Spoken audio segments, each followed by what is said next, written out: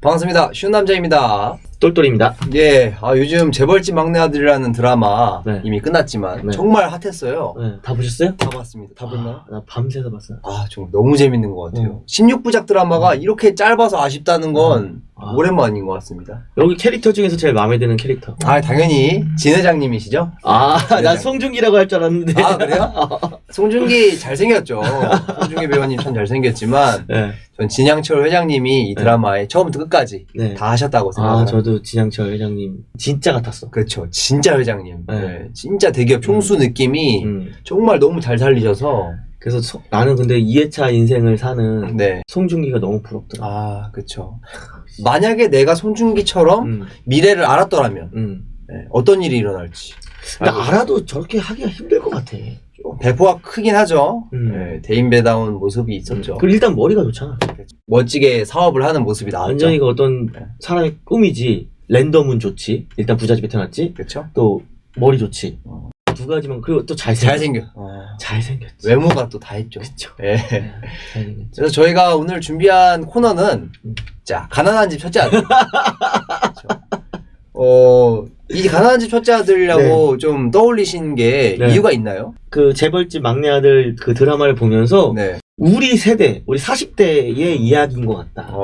거기서 나오는 어떤 시대적 흐름이 다 제가 울면서 웃으면서 겪었던 일들이에요. 거기서 나왔던 뉴스거리나 그 미래를 맞추는 일들이 다 내가 겪은 거. 그 당시에 나는 뭐 했지? 라는 생각을 많이 해봤어요. 저희 유튜브를 가장 많이 구독해서 보시는 분들이 40대에서 50대예요. 맞아요. 이때 진짜 다 힘들었거든요. 몇 년도에 태어나셨죠? 저는 92년도 태어나서 대부분 사건들을 이제 뭐 칼기 폭파 사건이나 뭐 나오잖아요. 드라마에서.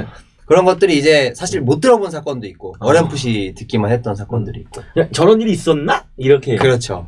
저런 일이 있었구나. 예전에 국제시장이라는 영화가 나왔을 때는 우리 부모님 세대 의 영화였고, 그리고 또 이제 IMF 구제금융을 관련해서 영화 나왔었잖아요. 네. 그 영화 봤을 때도 우리보다는 한 이제 10살, 20살 많은 그런 느낌이었는데, 그렇죠.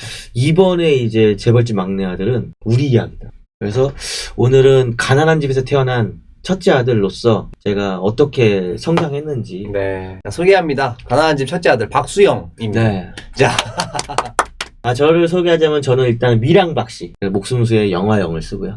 실제로 경기도 이천에서 살았는데 출생은 성남 병원에서, 출생신고는 이천에다 했는데 태어나기는 성남병원. 그래서 지금은 없어지고 대로변이 됐대요. 부모님이 이제 한번 가보셨는데 1남 1녀, 그러니까 여동생이 하나 있어요. 여동생이 하나 있고 제가 장남입니다. 태어났을 때는 와, 우리 장남이 태어났어 라고 하지만 실적인 어떤 생활은 가난한 집이면 책임만 남아요. 어깨가 무거운 위치죠. 장남이라서 특별히 막 대우받고 이런 건 없어. 저희 아버지도 장남이신데 형제가 많아요. 근데 가난한 집의 특징은 뭐냐면 장남이 큰 소리 쳐봐야 싸움만 나. 진양철 회장님네는 큰 소리 치고 하면 좀 그래도 위계 질서가 있죠. 그리고 장남한테 물려줄 거야 막 이러잖아요. 그렇죠. 결국은 안 물려주셨지만 장남한테 물려줄 거야 이러시잖아요. 근데 저희 아버지는 물려받을 게 없었다. 물려줄 게 없다. 물려받을 게 없다. 그래서 저희 아버지도 그 30살 때 저를 낳으셨거든요. 저희 아버지도 평생 일해서 저한테 이제 물려줄 게 없었어요. 그래서 제가 이제 어떻게 하다 보니까 17회 부동산에 합격해요. 2006년도에. 이제 현재 이방사 대표. 제가 79년도에 태어났을 때는 박정희 대통령이 돌아가셨어요. 근데 우리는 박정희 대통령을 막 그 독재자라고 많이 알고. 그렇죠. 뭔가 한국을 많이 개발을 했지만 독재 정권을 하셔서 되게 이제 안 좋게 생각하는, 이론적으로는 그런 부분이 많은데 실적으로 제가 초등학교 이렇게 자랄 때 어머니 아버지는 박정희 시절을 되게 그리워하셨어요. 박정희 때문에 우리가 보릿고개를 넘겼다. 근데 영화나 보면은 이게 박정희가 독재 정권으로 막 나쁜 그런 비자금을 만들고 이런 것들이 있잖아요. 근데 정치적으로는 잘 모르겠는데 부모님은 박정희를 굉장히 좋아하시더라. 무슨 일이 있었는지 한번 볼까요?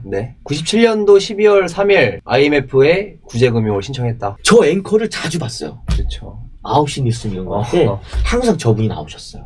갑자기 한보그룹이 부도가 났대. 난 한보그룹이 뭔지 몰랐어. 그래서 저게 부도가 났을 때 나는 무슨 일이 생기는지 몰랐지. 그 당시에 우리 아버지가 가든을 했었어. 가든이요? 정원? 정원이 아니라 그러니까 몰라. 가든이 뭔지 몰라. 카페 같은 거야. 야외에 나가면 밥집인데 네. 주차장이 넓고 아. 네, 뭐 이렇게 닭도리탕 팔고 맛있는 요리를 파는 걸 가든이라고 했어요. 아인푸드 터지고 음주 단속이 심해지면서 저희 아버지가 그 당시에 망했어요.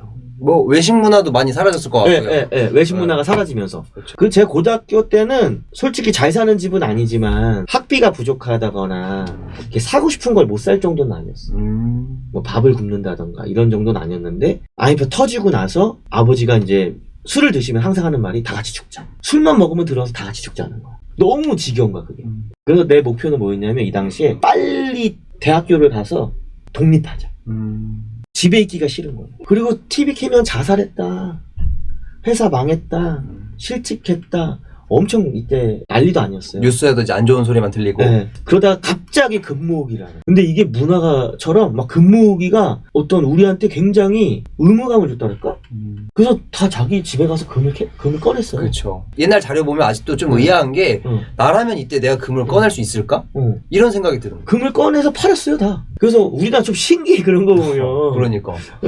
그런 거 좀 신기한데 저도 그때는 그 당시엔 신기했어. 많진 않았지만 나도 조금의 금을 팔았던 것 같아. 그리고 우리 부모님들도 다 팔았고요. 그렇죠. 뭐 결혼 반지, 돌 반지 할 거 없이. 그냥 집에 있는 금 갖다 다 팔았어요. 그렇죠. 그래서 그 당시에 처음 생긴 게 학자금 대출. 대학생인데 다 빚이 생긴 거야. 대학교는 다 보내야 되겠는가 부모님들이. 근데 돈이 없으니까 학자금 대출을 받아서 다 보냈어요. 졸업을 하면 빚이 2, 3천씩 막 있었어요. 뭔가 대학생이면 희망이 있어야 되잖아. 근데 친구들이랑 맨날 술 마셔서 했던 얘기가 좀 많이 울었던 것 같아요. 그 자취방도 빼가지고 어머니가 5만 원 주면서 이거밖에 없다고. 근데 5만 원 갖고 어떻게 한 달을 버텨요. 그렇죠. 네, 울고 학회실 같은 데서 자고 쪽잠 자고 친구네 자취방 이렇게 가방 하나 들고 다녔어요. 오늘은 얘네 집 자고 내일은 쟤네 집 자고 그렇게 하다가 이제 제가 자퇴를 했죠. 아 결국 졸업은 못 하셨네요. 네. 대학교를. 아유 야 취직도 안 되는데 군대나 가자. 군대 가는 친구들. 근데 저는 면제였거든요. 그러니까 군대도 못 가잖아. 그죠. 갈 데도 없었네. 그러니까 차라리 군대를 갈 수 있었으면 거기서 이제 식비라도 해결했을 텐데 그냥 나와 있는 것 자체가 힘든 거야. 그래서 일이나 해야 되겠다. 지금은 편의점에서 일해도 200만 원 넘게 벌죠. 그렇죠. 시급이 뭐 1,300원, 아, 뭐 1,800원. 시급 1,000원대. 1,000원대 시급이었어요. 대학교 졸업장도 있는 것도 아니고 뭐 첫 직장을 구하다 보니까 전자회사를 들어갔는데 65만 원 주더라고요. 월급을? 네. 한 달에 2번밖에 안 쉬어요. 근데 주 6일도 아니어서 한 달에 2번 쉬었어요. 아, 그럼 6.5일째네. 네.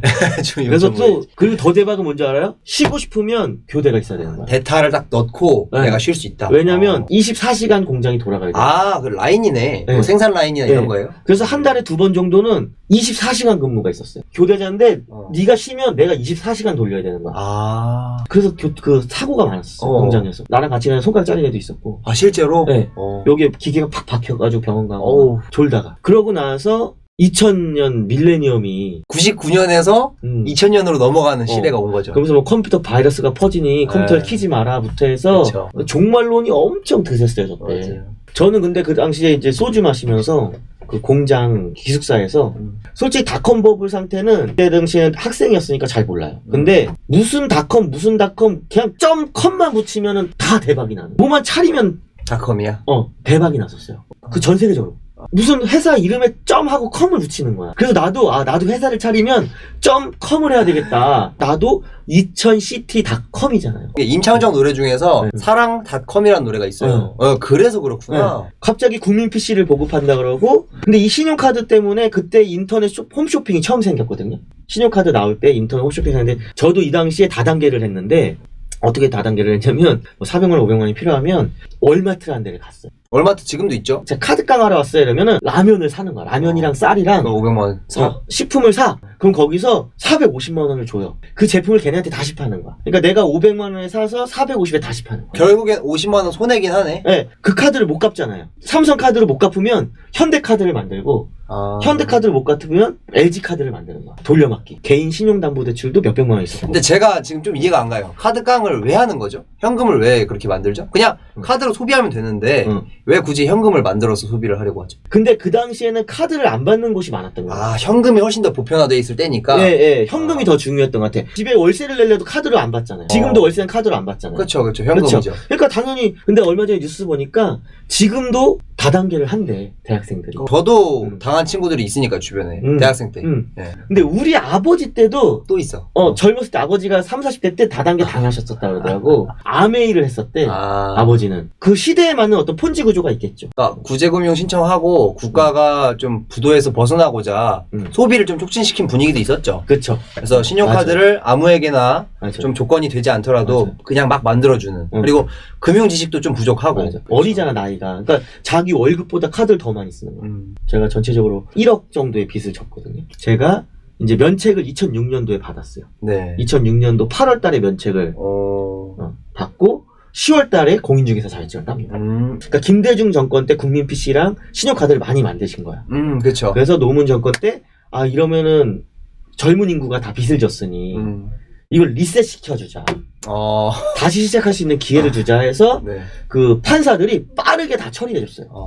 그래서 그 진짜 특별히 잘못한 거 아니면 빚을 청산해줘라. 20대부터 뭐 30, 40대까지 많이 파산 신청을 받아주고 뭐 개인회생 받아주고 그래가지고 이때 면책을 많이 받습니다. 국가 차원에서 좀 네, 밀어줬구나. 국가 차원에서 도와줬어요. 그래서 빨리 면책 받은 사람은 파산 면책까지 2달. 근데 지방 쪽은 6개월에서 8개월.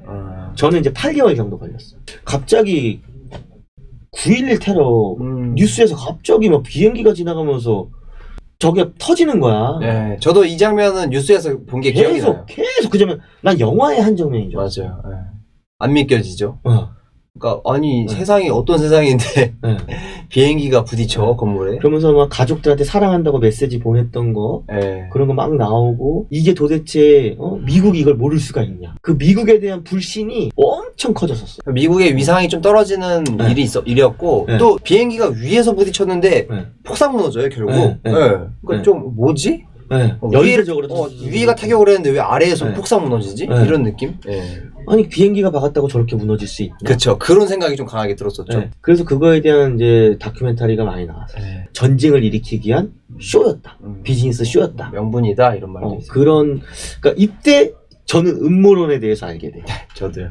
그래서 음모론을 엄청 검색해서 봤던 것 같아. 그래서 미국이 아프가니스탄이랑 전쟁을 하는데 목적은 저기 빈라덴 잡는다고 했어. 근데 결과적으로 빈라덴을 못 잡아요. 이라크 전쟁을 또 일으킵니다. 미국이 무기만 팔아먹다가 빈라덴을 빌미로 진짜 이때 미국의 신무기를 다 보여주는? 제 친구가 이라크 전쟁은 참전을 했었던 것 같아요.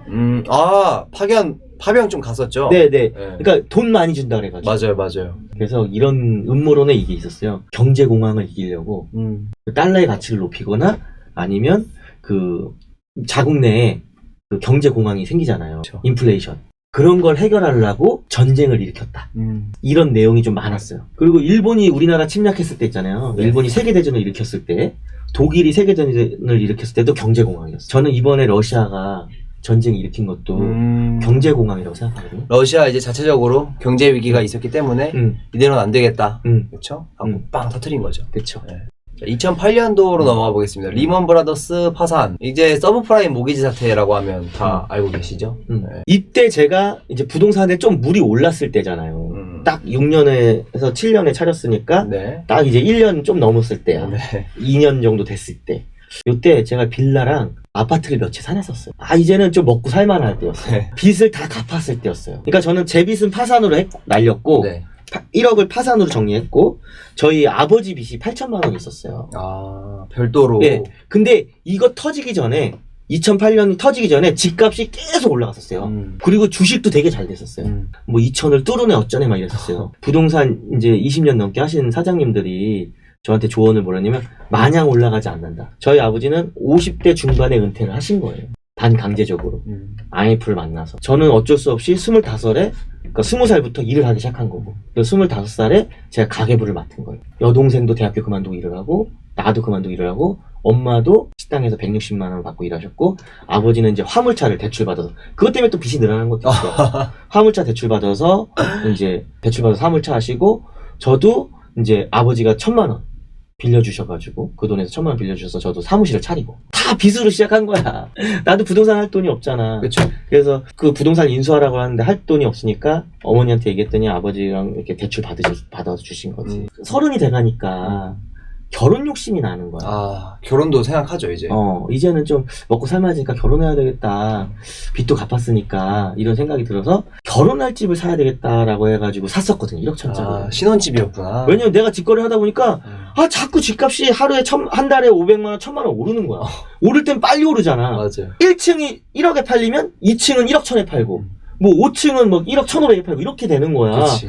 그래서 그 당시에도 집값이 1억 2천인가 1억 2,500까지 올랐는데 급하게 파시는 분이 우리 사회에 내놨다가 안 팔리니까 좀 가격 깎아주면은 팔릴까? 이렇게 해가지고 얼마에 하실 건데 1억 1,000에 해줄게. 그걸 내가 산 거야. 욕심이 나가지고. 네. 이 정도 평수면 장가갈 수 있겠다 해가지고. 부동산이 떨어지는 와중에도 저는 거래를 잘했어요. 8천에 들어왔던 전세가 6천만 원으로 떨어진 거예요. 전세가 2천이 빠진 거죠? 네. 그래서 제가 2천만 원을 빼줬어요. 근데 다행히 저는 싼 집을 샀잖아요. 그쵸. 크게 제 능력으로 해결할 수 있어서 팔지 않았죠. 그냥 모은 돈으로 내어주면 되니까. 응. 그죠? 그래서 얘가 다시 1억 천이 됐을 때 솔직히 팔고 싶었어. 근데 그 당시에 이제 저희 와이프랑 이제 결혼 준비를 하고 있었거든요. 그래서 와이프가 우리가 당장 이사는 못 가더라도 팔지 마라. 가지고 있자. 응, 가지고 있자. 그래서 1억 4,500이 됐을 때 저희 와이프가 팔아버렸어요. 제가 조금 이해가 안 가는 게 지금은 농협, 우리은행, 하나은행, 국민은행, 외환 기본적으로 머릿속에 들어있는 1금융권들이 있잖아요. 거기 외에는 은행으로 취급 잘 안 하잖아. 근데 그때 저축은행을 취급을 하셨었다는 게 신기해요. 이자를 많이 준다 그래가지고. 그때 또 이게 이제 이런 이제 위기가 터지면서 이 위기가 마무리가 될 때쯤에 금리가 올라가면서 저축은행들이 이자를 막 8%를 주는 거예요. 그러면서 서로 막 경쟁하니까 여기 나오는 미래저축, 뭐 토마토, 솔로몬 얘네가 다 이천에는 없어. 이천에는 그 세람저축은행이 있었어요. 그렇죠. 근데 저기는 멀어서 내가 안 갔어. 솔직히 서울 사는 애들이 부러운 거야. 이자가 세니까 저쪽. 이자를 되게 많이 주는 거예요. 그래서 인터넷에서 무슨 것가 있었냐면 유료로 결제를 하면 이자 많이 주는 은행 찾아주는 그런 게 있었어요. 저축하려고 사이트를 보는데 네. 돈을 내고 봐야 돼, 이자를. 네, 그게 유행이었어요. 그러니까 이게 클릭해야지 까이는데 그 클릭하는데 돈 들어가. 일반 은행에다 예금을 하면 바보 취급받고. 부동산을 사라 그러면 뭐 7%, 9%짜리 임대주택을 얘기하잖아요. 저축은행에다 돈 넣으면 이 정도 주는데 내가 굳이 부동산을 세금 내가면서 왜 사? 못하러 1가구 2주택을 해. 막 이런 게 있었어요. 이 금리가 올라가면서 건축 경기가 얘네가 이런 파산이 생기면서 건축이 확 무너지더라고요. 난 금융이랑 건축이랑 연결돼 있는지 그때 알았지. 몸으로 배운 거야. 단독주택을 져도 다각으로 허가를 내서 지면 2%짜리를 줬어요. 저는 근데 그런 대출 취급을 많이 하니까 받아서 썼죠. 갑자기 파산. 저축은행이 막 하루가 다르게 막 망하니까 세랑은행에서 메시지 왔었어요. 뭐라고? 저한테. 저희 은행은 안전하다. 괜찮다고. 돈 빼지 말라고. 그리고 저보다 돈 많은 사람도 있잖아요. 뭐 네. 3억 이상 는 사람들, 막 10억 이상 는 사람도 있잖아요. 네. 그런 사람들은 자기들끼리 회의를 해가지고 그 세람저축은행에서 막 그 브리핑을 우리 회사는 안전하다. 현금 비율이 많다. 그리고 그 PF 자금이 많이 안 나갔던 거예요. 그러니까 이천에 있는 신용저축은행들은 하나도 안 망했어요. 아파트 대출이나 이런 토지 대출이 많았는데 PF 대출은 많지 않았나 봐요. 그 뭐 회수율이 높은 거예요. 현금 막 가지고. 이천 사람들이 돈을 잘 갚아. 그러니까 약간 모험을 많이 안 했던 거지. 지금 은행에서 이자 많이 주잖아요. 네. 그래서 지금 상황이 그 당시 좀 비슷하잖아요. 네. 흐름, 금리 인상, 경제적 위기. 왜 그러냐면 이때 이게 리먼 브러스 파산이었지만 지금 우리가 준 건 뭐였냐면 코로나 위기였거든요. 그래서 미분양 막으려고 그렇게 노력하는 그러니까 거예요. 은행들이 저축 금리를 높여준 건 뭐냐면 자기 자본 비율을 높여서 안 망하려고 그러는 거예요. 저는 근데 이때 이후로 저축은행 안 가요. 이 사태 이후로 저축은행에 예금하는 것들이 많이 줄어든 것 같아요. 14년도 일이네요. 이때 진짜 세월호 침몰, 저는 이때 TV 맨날 보면서 울었어요. 이 배가 가라앉는 모습을 봤어요. 헬기가 떠져 있고 잠수부 얘기들 보고 이때 이거는 진짜 거의 한 해, 이게 세월호 침몰이 아니라 그때 한 해가 없어진 것 같아요. 1년이 그냥 사라진 1년 한 해 통째로. 예. 나라의 큰 사고로 대통령까지 탄핵된 거는 좀 처음이었던 것 같아요. 처음에 박근혜 대통령이 딱 시작하셨을 때는 잘 됐어요. 임기 하셨을 때 초반에? 네. 그러니까 이명박 대통령, 박근혜 대통령 딱 초임까지는 부동산 경기가 진짜 그 대운하. 여기 지금 우리가 빼먹었는데 4대강 이런 4대강 사업. 경기 부양시킨다고 이명박 대통령이 공무원들한테 선지급을 해놨어. 돈을 먼저 주고 공사를 해라. 밀어붙였어요. 국내 토목 개발을 밀어붙여. 그러니까 경기가 막 살았어. 우리가 경기가 살아나는 걸 보려면 중고차 시장이랑 그 미용, 이 두 개를 보면 되거든요. 어떤 식으로 판단하죠? 중고차가 잘 팔리고 미용실이 바쁘면 경기가 좋은 거예요. 근데 미용실이 잘 안 되고 중고차가 잘 안 팔리면 경기가 나쁜 거고 그리고 아가씨들 치마가 짧아지면 경기가 안 좋은 거예요. 이제 문재인 정부가 들어서면서 이제 부동산 규제, 부동산이 약간 적폐다. 부동산 불로소득을 막겠다. 투기를 잡겠다. 이렇게 나서시면서 부동산이 좀 힘들어지기 시작. 요때죠. 17년도 5월서부터 이제 지난 5월 네. 5년 동안 이제 임기하셨고 부동산 정책을 26번 내셨어요. 국토부 장관, 김현미 장관. 역대 최대예요. 네. 근데 더 대박은 뭐냐면 규제가 발표될 때마다 서울 아파트 값은 오르는 거예요. 사지 말라고 했는데 네. 올라. 그래서 저는 어떤 회의감에 빠졌냐면 전 문재인 정부 때 가장 많은 회의감에 빠진 게 그거였어요. 지방에 사는 거. 내가 지방에서 부동산을 하기 때문에 남보다 돈을 덜 번 것 같아요. 그 같아요. 문재인 정부는 불로소득을 잡겠다. 그래서 이런 회의감이 느껴지는 부분을 잡으려고 하셨던 것 같아요. 노력하지 않고도 너무 많은 돈을 버는 사람들이 많이 생기니까 사람들이 어떠냐면 직장을 다니고 싶지 않잖아. 그렇죠. 코인 버블이라든지 이런 부동산이 급성장을 하니까 직장을 그만두는 사람들이 많았대요. 전업 투자자. 네, 전업 투자자가 갑자기 많이 생긴 거예요. 그렇죠. 주식 전업 투자자, 코인 전업 투자자, 부동산 전업 투자자가 많이 생겨요. 임대업을 목표로 하는 사업자들도 많이 있었지만 여기서 특별한 사람들이 생겨난 거죠. 임대사업자를 악용해서 세금 탈세를 하는 사람들이 생겨요. 고가의 아파트를 매입하는데 비과세 처리를 받는 거야. 그러니까 아니 비과세도 1, 2억 정도 비과세는 이게 그렇지 봐줄 수 있지. 그렇죠. 근데 10억, 20억을 비과세를 받아고 그거 때려잡겠다고 규제가 생기니까 이제 임대사업 자체가 위축되는 거예요. 기억나는 게 오피스텔 분양사무소 이런 데서 이 임대사업자 프로모션을 엄청 했어요. 임대사업자 내시면 취득세가 85% 감면되니까 사세요.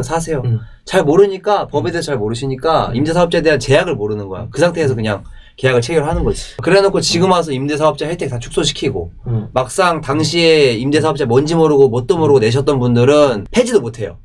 임대사업자를 물을 수가 없어요. 다 채워야 돼. 그러니까 주택을 처분하기도 어렵고 임대사업자 있어서 계속 끌고는 가야 되고 그러니까 족쇄 거리만 한 거죠. 그래서 그렇더라고. 되돌리면 되지 이렇게 생각하는데 이때 정말 많이 망했어요. 지금도 울막 겨자 먹기로 유지하시는 분들 많잖아요. 3억 날린 사람도 있고 맞아요. 몇 억 날린 사람도 있고 근데 그런 사람들이 대부분 할머니 할아버지. 그 노후 자금을 여기다 다 태운 분들. 이렇게 26번 바뀌는데 세무사님도 잘 모르겠더라고. 나도 잘 모르겠어. 법이 하도 많이 바뀌니까 이 당시에 바뀐 법들은 인지가 안 돼. 이게 무슨 법인지 잘 모르겠는 거야. 맞아요. 너무 법이 어렵게. 그리고 공무원한테도 질의를 여러 번 했어요. 공무원들도 잘 모르겠는 거야. 전화하면 답답해요. 본인도 몰라서 뭐 알아보고 전화 줄게요 이러니까 나중엔 전화 안 받아. 네. 업무가 안 된대. 그치. 전화가 폭주하니까. 업무가 안 된대. 네. 내 느낌은 그냥 빈부격차만 벌어진 것 같아. 그쵸? 그리고 그 당시에 실수요자들은 쓸데없이 비싼 가격의 아파트 산골이 됐잖아요. 요때도 이제 문재인 정부 때인데 포항 지진이 일어났어요. 아 기억나요? 네. 이때 건축법이 많이 강화됩니다. 그쵸. 그게 문제가 뭐냐면 실무자가 좀 이 법을 만들 때 참여를 하는지 안 하는지 제가 잘 모르겠어요. 좀 실무에 맞게 이 당시에 이제 현장 관리인 제도라는 게 생기고 또 뭐 감리가 이제 지정을 못할 수 있게 강화됐군요. 예, 강화되고 막 이런 건데 내진 설계에 추가되고. 내진 설계 추가되는데 그 전체적으로 적용이 되다 보니까 괜히 건축비만 늘어났어요. 실적으로 공급 가액만 늘어났다. 그러니까 소비자가 더 비싸게 사야 되는 거죠. 물론 튼튼해진 부분도 있죠. 근데 그래서 그리고 이제 일반 뭐 종합건설로 해야 되는 부분에 대해서 더 강화시켰고 부가세 종합건설은 또 부가세 해야 되니까 어쨌든 소비자가 건물을 구입할 수 있는 기회는 오히려 더 줄었다. 그래서 이걸 계기로 9억이 더 잘 팔리는 건축비가 많이 상승합니다. 이 이유로 말도 안 되는 곳에 돈이 나가기 시작해요. 그래서 뭐 현장 소장 오지도 않는데 뭐 100에서 300만 원을 줘야 돼. 대학생들 뭐 도배사가 현장 소장이 되고 건축 하나도 모르는 사람들 명의만 빌려 쓰는 소장을 이렇게 세워둬야 되는 상황이군요. 근데 현장이 없어도 되고 그러면서 그 면허 그러니까 뭐 도배 학원 그리고 뭐 방수 학원 이런 거 여기가 이제 대박이 나죠. 면허만 빌려줘도 한 두 집 1년에 한 두 집 빌려주면 150만 200만 원 아르바이트 비용이 생기는 거예요. 오 좋다. 건축가 대학생들은 건축가 나온 이력인가 건축가 뭐 몇 년 단 이력 있으면 해당이 되니까 가장 큰 이슈가 아닌가 싶습니다. 20년 1월에 우리나라의 첫 확진자인데 중국의 명절이 한 달이죠. 한 달 동안 이제 전 세계로 쫙 퍼져나갔다고 하는 설이 제일 유력하고 이때가 공포가 엄청 심했던 것 같아요. 그렇죠. 그리고 죽는다고 하니까. 그리고 의문사가 많았어요. 예. 갑자기 죽는 사람이 되게 많았고 제가 그 17년 동안 그러니까 지금 다가구 임대 관리업을 하고 있잖아요. 근데 의문사가 되게 많았어. 근데 가족들이 왜 죽었는지 몰라. 원룸에서 돌아가셨다는 거죠, 어쨌든. 원룸에서 죽었는데 그 사망 원인이 근데 몰라. 나는 이런 거야. 여기서도 음모론이. 우리가 급하게 백신들이 나왔잖아요. 저는 백신을 안 맞았어요. 그 돌아가신 분들이 어떤 공통점이 뭐냐면 백신 맞으신 분들이 다. 그러니까 가족들한테 물어보면 필리핀 가신다고 해서 일 때문에 필리핀 가신다고 하고 연락이 끊겼다. 그래서 백신을 맞은 것 같은데 집에 지금 가봤다 연락이 안 되다. 그러니까 연락이 안 된다고 해서 가면 돌아가셔야 되는 거예요. 그래서 저희는 연락만 안 된다면 너무 무서웠어요. 그러니까. 백신 맞고 멀쩡한 애들 너무 멀쩡했는데 맞아요. 백신 맞고 하혈하시는 여자분도 있었고 맞아요. 백신 맞고 장염 와가지고 몇 날 며칠 못 들어오신 분도 부작용. 예. 집에 쓰러져 계신 분도 있었잖아요. 그렇죠. 그래서 저는 되게 무서워서 못 맞았어요. 왜냐면 저는 아까 말을 못했는데 제가 심장병이 있거든요. 그래서 그 의논을 했어요. 그 약사님이나 이제 병원에 계신 분한테 제가 기저질환이 심장병이 있었다. 어렸을 때 심장수술 할 때 마스크 잘 쓰고 손 잘 씻고 사람 많은데 가지 마라. 맞지 말자라고 하시더라고요. 정말 그 정부에서 돈을 많이 풀었잖아요. 네. 그래가지고 이때 돈을 풀지 말아야 된다라는 경제 전문가들이 많이 얘기했어요. 그리고 정치적인 요소도 있었던 것 같아요. 선거죠. 근데 정말 좋았던 정책도 있어요. 뭐 이렇게 산재보험을 줄여준다든지 그리고 나는 소상공인 지원 대책은 좋았던 것 같아요. 네. 이렇게 좀 타겟팅 되는 돈은 정말 잘 간 것 같아요. 코로나 맞겠다고 마스크를 쓰고 다녔더니 감기에 안 걸리는 거야. 감기 예방이 되더라? 그래서 약국에 가서도 물어봤더니 그렇대. 감기 환자가 많이 줄었대요. 그런 것 같아. 네. 저도 그런 것 같아요. 일반 감기 환자. 근데 요즘에 마스크 해제해도 된다 그랬잖아요. 그래서 저 감기 원에 걸렸잖아요. 독감 걸렸잖아요. 마스크 해제하자마자. 나도. 네. 같이 걸렸잖아요. 네. 같이 걸렸잖아. 네. 우리 예전에도 심각할 때는 우리 사무실에도 마스크 쓰고 있었잖아요. 그렇죠. 그때는 안 걸렸잖아요. 네. 그러니까 마스크가 쓰는 게 근본적인 대책은 아닐 수 있겠지만 효과는 있었던 것 같다. 효과는 있어요. 있는 것 같습니다. 근데 우리나라가 아직도 하루에 5만 명 이상 발생하고 있거든요. 확진 판정이. 근데 우리나라는 그 멘탈적인 면역력이 강한 건지 마스크 빼도 괜찮다, 괜찮아. 약간 이런 느낌이 좀 강한 것 같아요. 요즘엔. 그리고 우리나라에서 일부 수혜를 보신 분들은 이제 마스크 공장들, 마스크를 생산하는 것들이 그래서 마스크 공장을 찾는다고 한참 그게 유행을 했어요. 공장만 차리면 돈을 받을 수가 있다. 공장 차리는 비용이랑 그 수주 물량을 미리 예약을 해서 마스크를 공급할 수 있다. 이래가지고 마스크 공장을 차리려고 사람들이 엄청 찾아다녔어. 문재인 정부가 약을 쳐서 새우가 싹 죽었듯이. 근데 거기서 살아남는 새우들 있잖아요. 그렇죠. 실질적으로 서울에서 1억 갖고 막 10억 번 사람도 있어요. 되게 웃긴 건 뭐냐면요. 부동산을 잡겠다, 불로소득을 잡겠다 하고서 문재인이 얘기를 했는데 실적인 투기꾼들한테는 문재인 정부 시대가 최고였다. 제일 좋았다. 문재인 정부 초입에 샀다가 문재인 정부 말쯤에 딱 빠져나온 사람들 베스트예요. 네, 진짜 그러니까 베스트예요. 진정한 투기꾼들한테는 문재인 정부 시대 때가 돈 벌기가 제일 쉬웠다. 진짜 그러네요. 그렇게 얘기를 하더라고요. 법인 규제도 그랬고. 하여간 좀 길게 보고 정책을 썼으면 얼마나 좋았을까. 근데 뭐 나보다 더 전문가들이 만든 정책이니까. 저도 어차피 단면만 보고 얘기하는 거니까요. 그죠? 근데 어떤 그 정책에서 삶을 영위하면서 살아남기가 너무 힘들었다.